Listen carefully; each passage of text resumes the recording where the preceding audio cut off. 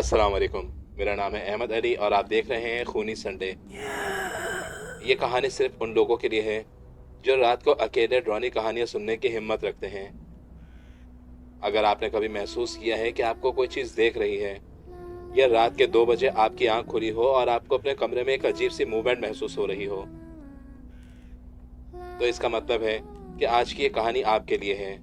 इस कहानी को सुनने के बाद शायद आपको अपने कमरे की हर चीज़ दोबारा चेक करनी पड़ेगी, खास करके कोई गुड़िया या कोई ऐसी चीज़ जो चुपचाप एक जगह रखी हुई हो, क्योंकि अक्सर चीज़ें ऐसी होती हैं जिसे हम बेजान समझते हैं, लेकिन उस चीज़ की हकीकत सिर्फ वही जानती है या शायद वो हमें देख रही होती हैं।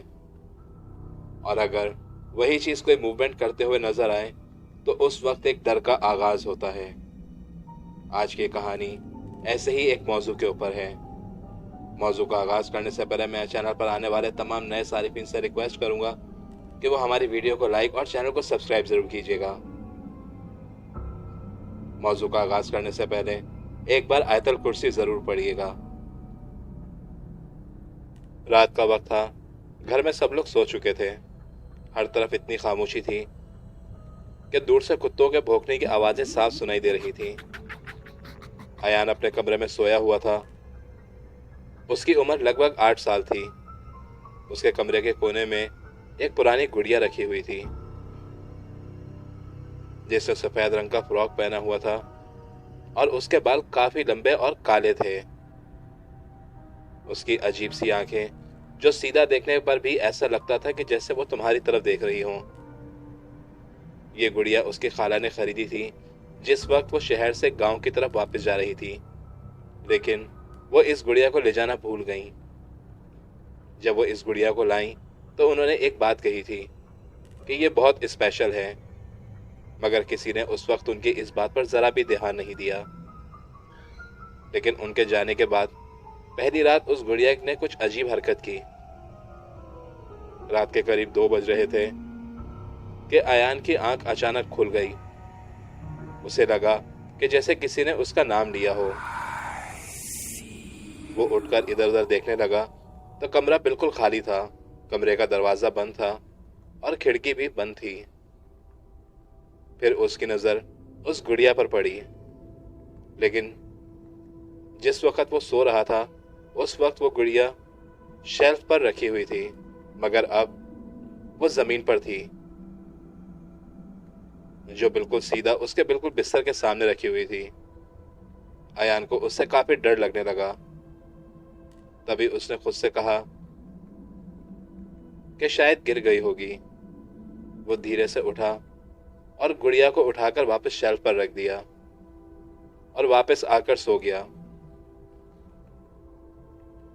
अगले दिन उसने इस बात पे ज्यादा ध्यान नहीं दिया। वो पूरा दिन अपनी शरारतों में और खेल कूद में मसरूफ रहा। लेकिन अगली रात फिर उसी वक्त 2:15 पर किसी ने उसे आवाज दी। लेकिन जब इस बार अयान ने आवाज खोली तो उसने फौरन शेल्फ की तरफ देखा। शेल्फ खाली था और गुड़िया वहां पर नहीं थी। उसको अब काफी खौफ महसूस होने लगा था। धीरे धीरे उसने अपना सर मोड़कर बिस्तर की तरफ किया और जैसे उसकी सांस रुक सी गई हो, गुड़िया दोबारा जमीन पर बैठी हुई थी, मगर इस बार वो पहले से ज्यादा करीब थी,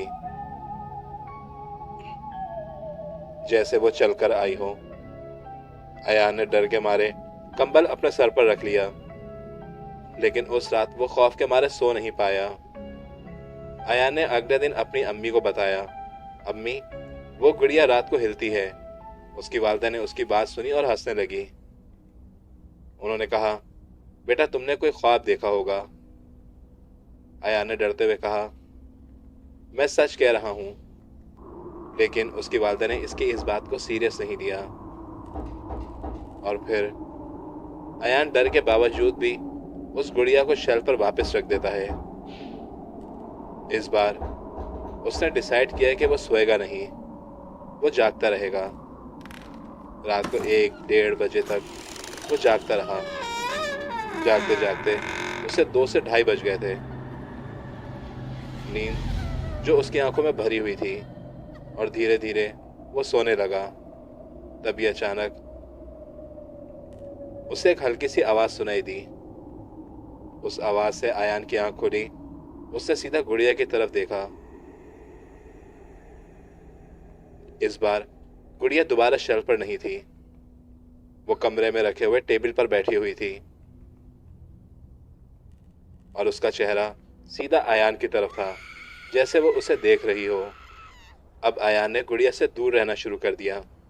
वो कमरे के उस कोने में जाना ही छोड़ चुका था जहां गुड़िया रखी हुई थी। लेकिन चीजें और भी अजीब होने लगीं।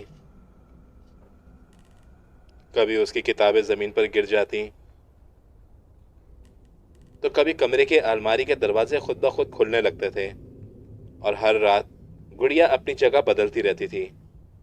एक रात अगर वो चेयर पर होती, तो अगली रात वो विंडो के पास खड़ी होती, और हर रात वो अयान के करीब होती जा रही थी।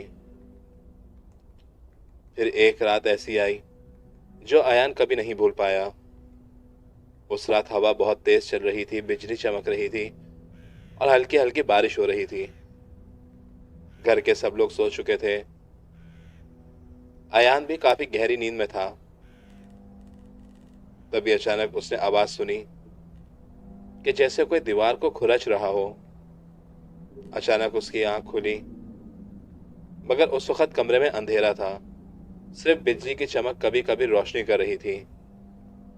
फिर एक चमक हुई, और उसने देखा गुड़िया जमीन पर बैठी हुई है, और वो देखते ही देखते सीधा खड़ी हो गई।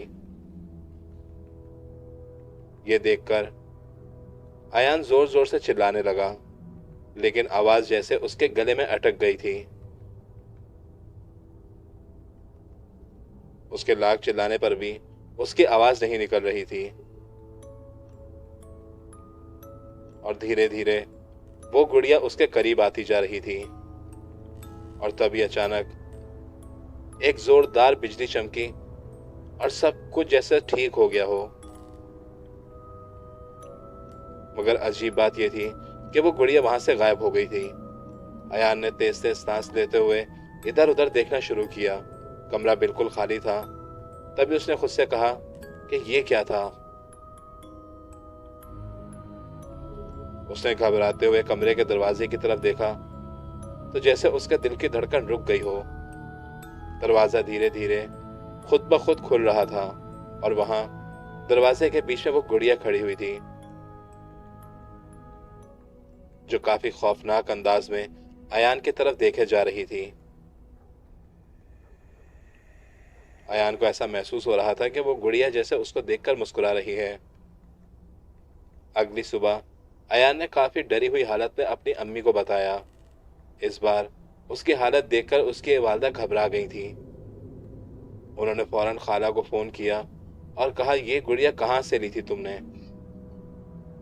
खाला तो शुरू में कुछ देर खामोश रही, फिर उन्होंने धीरे से कहा कि वो एक पुराने घर के बाहर से मिली थी। अयान की वालिदा ने घबराते हुए कहा, कौन से घर के बाहर। खाला ने कहा, एक ऐसा घर जहां एक छोटी बच्ची रहती थी, उसकी मौत हो गई थी। यह सुनकर उसकी वालिदा के हाथ कांपने लगे। तभी खाला ने बताया कि वो गुड़िया असल में उस बच्ची की थी। उसका नाम महर था। महर अपने घर में अकेली रहती थी। उसके पेरेंट अक्सर घर से बाहर रहते थे। वो सिर्फ इस गुड़िया से बातें करती थी। लोग कहते थे कि वो बच्ची पागल है, और वो उस गुड़िया को अपना सबसे अच्छा दोस्त समझती थी। फिर एक दिन महर अपने कमरे में मरी हुई मिली। हैरत की बात यह थी कि दरवाजा अंदर से बंद था, और उस वक्त वही गुड़िया उसके पास रखी हुई थी, और चेहरे पर एक अजीब सी मुस्कुराहट थी। तभी अयान की वालिदा ने डिसाइड किया कि वो इस गुड़िया को घर से बाहर निकाल देंगी। उन्होंने गुड़िया उठाई और उसे घर के बाहर फेंक दिया। उन्हें लगा कि शायद अब सब कुछ ठीक हो गया होगा। ये देखकर अयान ने भी चैन की सांस ली। काफी दिनों के बाद अयान को एक सुकून सा महसूस हुआ। लेकिन रात के 3 बजे फिर उसकी आंख खुली। कमरे में बिल्कुल खामोशी थी और तभी अयान ने देखा कि गुड़िया वापस आ चुकी थी। इस बार वो उसके बिस्तर पर रखी हुई थी, बिल्कुल उसके पैरों के पास, और उसकी आंखों में एक अजीब सा रंग था, जैसे उसकी आंखों में खून उतरा हुआ हो। अयान उस वक्त जोर जोर से चिल्लाना चाह रहा था, लेकिन ऐसा लग रहा था कि जैसे उस गुड़िया ने उसकी आवाज को कैद कर लिया है। तभी गुड़िया ने धीरे से अपना सर झुकाया और एक खौफनाक शक्ल के साथ अयान की तरफ देखा, और तभी उसने धीरे से कहा, अयान, अब तुम मेरे दोस्त हो। अगली सुबह घर वालों ने देखा कि अयान बिस्तर पर पड़ा हुआ है, बिल्कुल चुपचाप।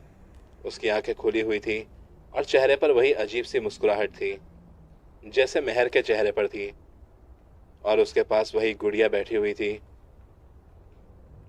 जो बिल्कुल बेजान हाल में थी। उस दिन के बाद कोई भी उस कमरे में अकेला नहीं गया, और कुछ दिन के बाद गुड़िया फिर गायब हो गई। लोग कहते हैं वो अब भी किसी नए घर में होगी, किसी नए बच्चे के कमरे में, और रात के 2 बजे वो धीरे धीरे अपनी जगह बदलती होगी। अगर आपके कमरे में कोई ऐसी गुड़िया या कोई ऐसा खिलौना जिसके ऊपर कोई शक्ल बनी हुई हो, तो लिहाजा रात को सोते वक्त ऐसी चीजों को अपने कमरों से बाहर कर दिया करें। हम नहीं जानते हैं कि ऐसी चीज पे किसी न किसी मखलूक का साया हो जो हमें नुकसान पहुंचा सकती हो या हमारे बच्चों को नुकसान पहुंचा सकती हो। लिहाजा अगर कभी भी आपको ऐसी किसी चीज से कोई खौफ महसूस हो तो उसे फौरन खुद से दूर कर लिया करें। उम्मीद करता हूं कि आपको आज ये कहानी पसंद आई होगी। मजीद ऐसी इंटरेस्टिंग स्टोरी से जुड़े रहने के लिए हमारी वीडियो को लाइक और चैनल को सब्सक्राइब जरूर कीजिएगा। इंशाल्लाह जल्द आपसे मुलाकात होगी एक नई स्टोरी के साथ। तब तक के लिए अपना बहुत ख्याल रखिएगा। अल्लाह हाफिज।